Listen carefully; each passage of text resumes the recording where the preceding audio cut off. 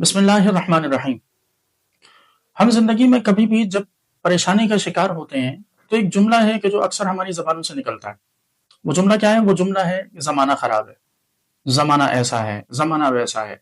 और हम हर चीज का कसूरवार जमाने को करार दे देते हैं। यहाँ रसूलुल्लाह सल्लल्लाहु ताला अलैहि वसल्लम का फरमान हमारे लिए बड़ा रहनुमा है कि हुजूर ने इरशाद फरमाया कि ला तसुब्बुद दहर फ इन्नल्लाह हुवद दहर।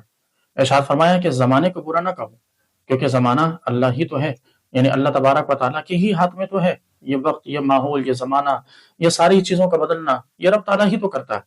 तो इसलिए ये करना कि हर चीज़ का इल्ज़ाम हम ज़माने के सर थोप दें कि ज़माना ऐसा है, वक्त ख़राब है, या ज़माना बुरा है, या ज़माना कसूरवार है, या किस्मत कसूरवार है, इन सारी चीज़ों से निकल कर अपनी इस्लाह की कोशिश करनी चाहिए कि हम जिस भी मुसीबत में गिरफ्तार होते हैं, हम जिस भी तकलीफ में गिरफ्तार होते हैं, उसके पीछे हमारा अपना कोई ना कोई गुनाह होता है कि जिस गुनाह की वजह से हम किसी न किसी तकलीफ या मुसीबत में गिरफ्तार हो जाते हैं।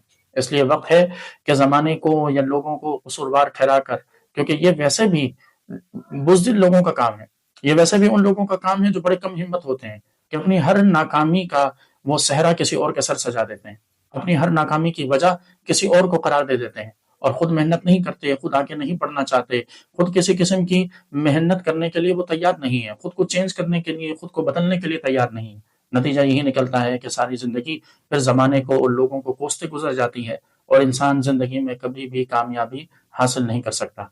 वस्सलामु अलैकुम वरहमतुल्लाहि ताला व बरकातहू।